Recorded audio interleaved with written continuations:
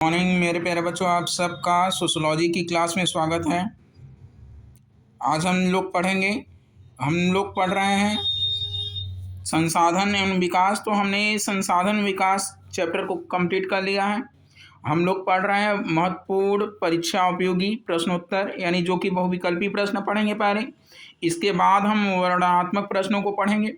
आइए हम लोग देखते हैं इस अध्याय से कौन कौन से ऐसे महत्वपूर्ण बहुविकल्पी प्रश्न हैं जो परीक्षा में आ सकते हैं।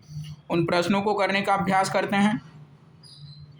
जैसे पहला प्रश्न है, जैव संसाधन में निम्न में से कौन शामिल है।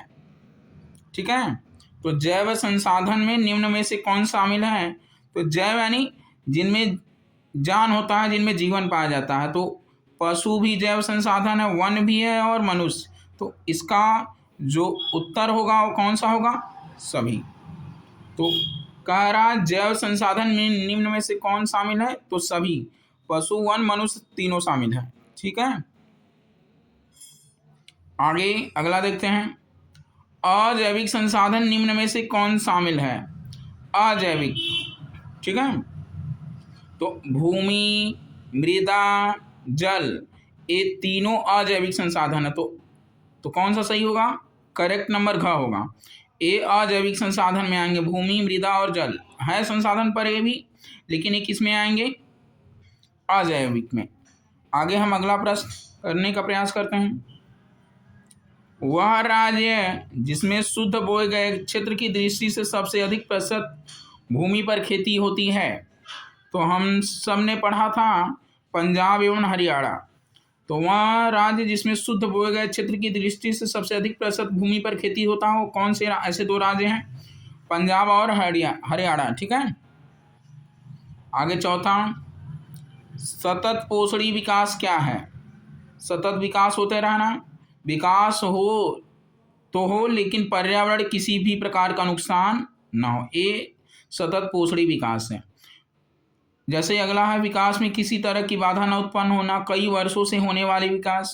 तो इसमें से जो करेक्ट आंसर होगा ख होगा। तो सतत विकास यानी सतत पोषणी विकास का अर्थ होता है विकास तो हो लेकिन पर्यावरण को बिना नुकसान पहुंचाए और आने वाली पीढ़ी की आवश्यकताओं को ध्यान में रखते हुए। ठीक है, तो विकास तो हो लेकिन पर्यावरण का किसी भी प्रकार नुकसान न हो, तो कौन सा विकास होगा, सतत पोषणी विकास। 5वें पर हम लोग चलते हैं। पूर्वी तट के नदी डेल्टाओं पर पाई जाने वाली मृदा है। ठीक है, तो पूर्वी तट की नदी डेल्टाओं पर पाई जाने वाली मृदा जलोढ़ मृदा है। कौन सी मृदा, जलोढ़ मृदा। और बताया था हमने मैदानी भागों में भी।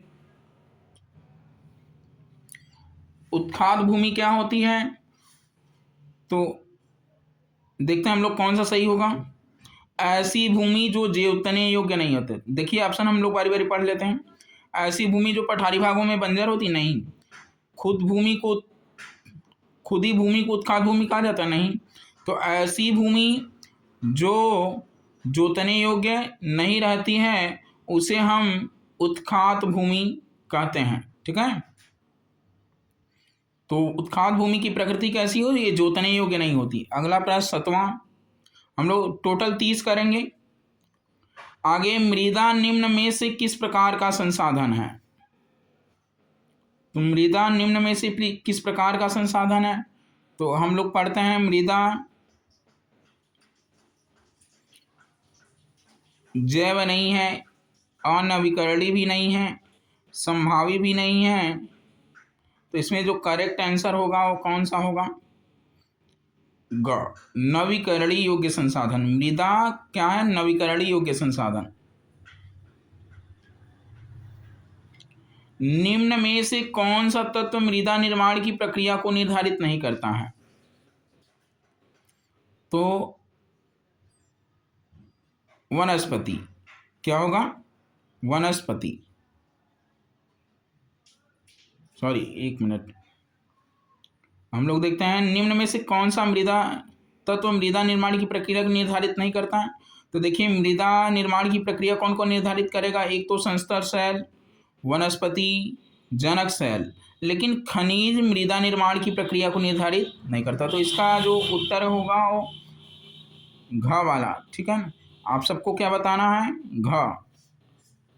घ मृदा निर्माण की प्रक्रिया को निर्धारित नहीं करता है, ऐसा तत्व है। खनिज नदियों द्वारा लाए गए अवसाद से निर्मित होता है, तो कौन सी मृदा? जलोढ़ मृदा। ठीक है, नदियों द्वारा लाए गए अवसाद से निर्मित होता है कौन सी मृदा? जलोढ़ मृदा। आगे, निम्न में से कौन सी जलोढ़ मृदा की विशेषता नहीं है? तो जलोढ़ मृदाएं बहुत उपजाऊ होती हैं, ये विशेषता है। इसकी जो विशेषता होगी वो हम लोग देखते हैं घ होगा। तो जलोढ़ मृदा कपास के लिए उपयुक्त नहीं है, कपास के लिए काली मृदा उपयुक्त है, तो इसका जो यही विशेषता नहीं है, बाकी सब सही है। अधिकतर जलोढ़ मृदा पोटास, फास्फोरस और चूना युक्त होती हैं।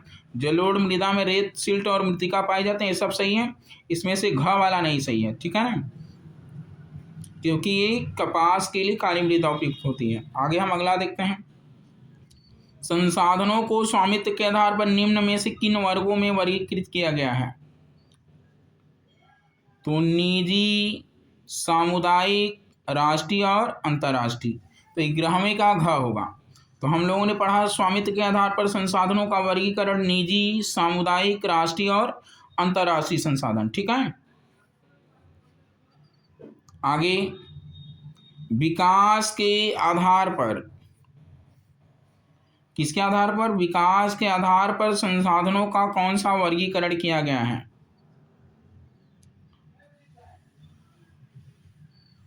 तो हम लोग देखते हैं कौन सा होगा। तो हमने बताया था विकास के आधार पर संसाधनों का वर्गीकरण 4 भागों में, संभावी, विकसित, भंडार और संचित संसाधन। कौन कौन से? संभावी, विकसित भंडार और संचित संसाधन, ये 4 थे। ठीक है ना, विकास के आधार पर। आगे हम 13वें की ओर बढ़ते हैं। निम्न में से कौन सा कथन सत्य नहीं है?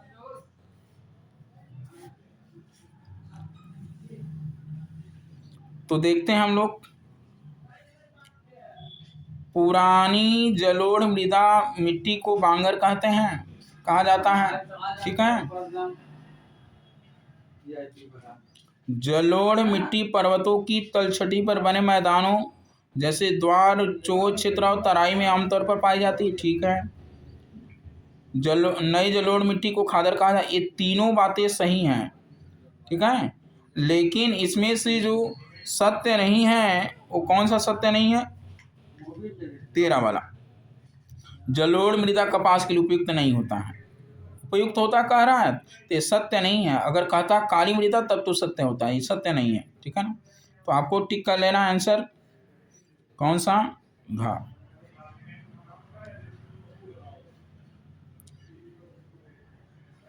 निम्न में से कौन मरुस्थलीय मृदा की विशेषता नहीं है?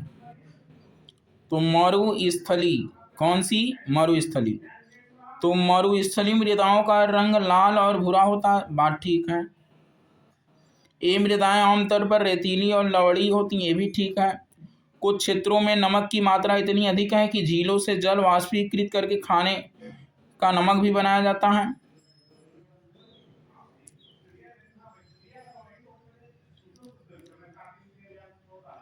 तो इसमें जो विशेषता नहीं है घ वाला, मरुस्थलीय मृदा काफी उपजाऊ होती है, बात गलत है। ठीक है ना, ये विशेषता नहीं। निम्नलिखित में से किस राज्य में काली मिट्टी पाई जाती है? तो हम देखते हैं, बताया था हमने काली मिट्टी 3 राज्यों में, महाराष्ट्र, गुजरात और मध्य प्रदेश। अगर ये सब दोनों ऑप्शन नहीं है तो हम किस पर टिक करेंगे? गुजरात पर। ठीक है, तो गुजरात में काली मिट्टी पाई जाती है। आगे 16वां हम देखते हैं, लाल पीली मिट्टी पाई जाती है। तो लाल पीली मिट्टी पाई जाती है मालवा प्रदेश में। किस प्रदेश में? तो आपको पता रहे मालवा प्रदेश में कौन सी मिट्टी पाई जाती है? लाल पीली मिट्टी। ठीक है, मालवा प्रदेश में लाल पीली मिट्टी पाई जाती है। पर्वतों पर मृदा अपर्दन का साधन है। तो पर्वतों पर मृदा अपर्दन का साधन जल है। जब पानी बरसता है तो पर्वतों से जो जल होता है वो काटते हुए चला जाता है। तो कौन सा साधन है पर्वतों से मृदा अपर्दन का? जल। ठीक है।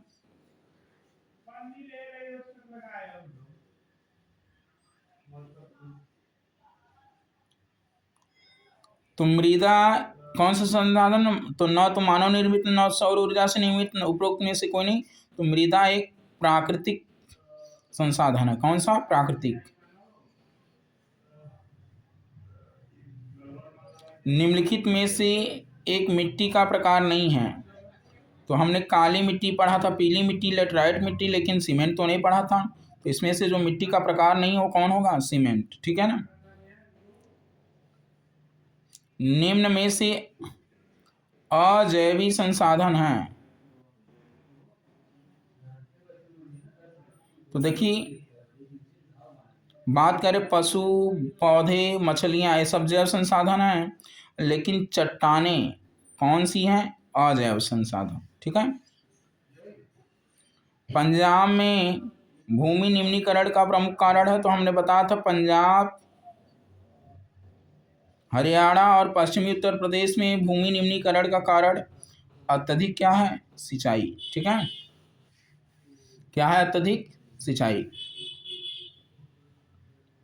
आगे अगला देखते हैं हम लोग। निम्नलिखित में से किसकी अधिक मात्रा जलोढ़ मिट्टी में पाई जाती है? तो देखते हैं हम लोग, निम्नलिखित में से किसकी अधिक मात्रा जलोढ़ मिट्टी में पाई जाती है? तो जलोढ़ मिट्टी में पोटाश भी, चूना भी, फास्फोरस, इन सभी की मात्रा। ठीक है। तो ऑप्शन नंबर डी होगा। कौन सा? डी। इन सभी की मात्रा पाई जाती है जलोढ़ मृदा में। निम्न में से कौन सा एक संभावित संसाधन है? तो देखते हैं हम लोग, निम्न में से कौन एक संभावित संसाधन है? तो पवन ऊर्जा। कौन सी ऊर्जा? तो निम्न में से एक संभावित संसाधन है पवन ऊर्जा। ये प्रश्न आया भी था। तो कौन सा है? पवन ऊर्जा। निम्नलिखित में से कौन सा संसाधन पुनः चक्रीय है? पुनः चक्रीय है। पवन ऊर्जा, ज्वारीय ऊर्जा, पशुधन। तो इसमें से होगा लोहा। ठीक है। 24 का तो लोहा पुनः चक्रीय है। ठीक है। निम्न में से कौन सा एक व्यक्तिगत संसाधन नहीं है? तो बागान, चारागाह, भूमि। तो इसमें से व्यक्तिगत संसाधन खनिज संसाधन नहीं है। एक मिनट, 25 का ना? हाँ, 25वां हम लोग पढ़ते हैं। निम्न में से कौन सा एक व्यक्तिगत संसाधन नहीं है? तो बागान व्यक्तिगत संसाधन हो सकता है, चारागाह हो सकता है, खनिज भी व्यक्तिगत हो सकता है, लेकिन भूमि व्यक्तिगत संसाधन नहीं है। भूमि तो पूरे समुदाय की है। ठीक है। तो भूमि व्यक्तिगत संसाधन नहीं है। अगला हम देखते हैं, निम्नलिखित में से कौन सा परंपरागत संसाधन है? तो परंपरागत यानी जो पहले से ही चला आ रहा है, वो कौन सा संसाधन होगा?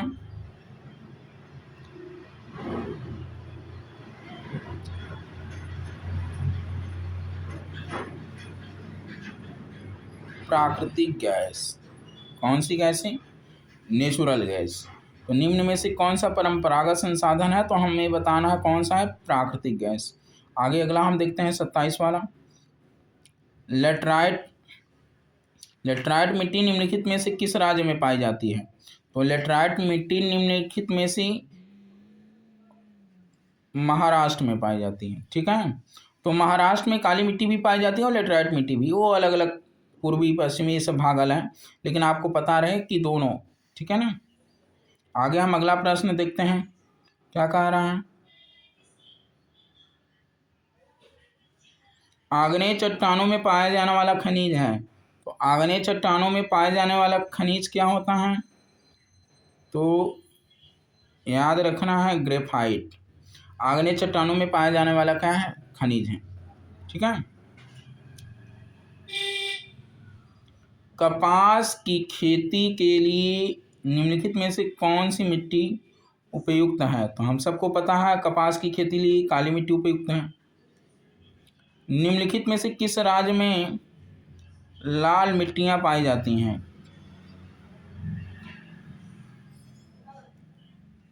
तो लाल मिट्टी उत्तर प्रदेश में पाई जाती है। ठीक है। कहाँ पर? उत्तर प्रदेश।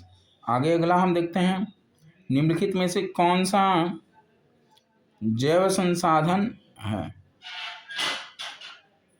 तो हम देखते हैं निम्नलिखित में से कौन सा जैव संसाधन है। तो देखिए, लोहा अजैव है, लोहा अजैव है, चट्टान भी अजैव है, तांबा भी है, लेकिन इसमें जो जैव संसाधन है वो मत्स्य उद्योग। ठीक है। तो आज हम लोग यहीं तक पढ़ते हैं। हम कल वाले लेक्चर में कराएंगे आपको जितने भी वर्णनात्मक प्रश्न हो सकते हैं, बहुत महत्वपूर्ण सारे प्रश्नों को कराएंगे। इसके बाद ये चैप्टर समाप्त हो जाएगा। तो आप सब ऐसे ही वीडियो देखने के लिए बना रहें, और जो लोग चैनल को सब्सक्राइब नहीं किए सब्सक्राइब करें, शेयर करें, लाइक करें, कमेंट करें। धन्यवाद आप सब।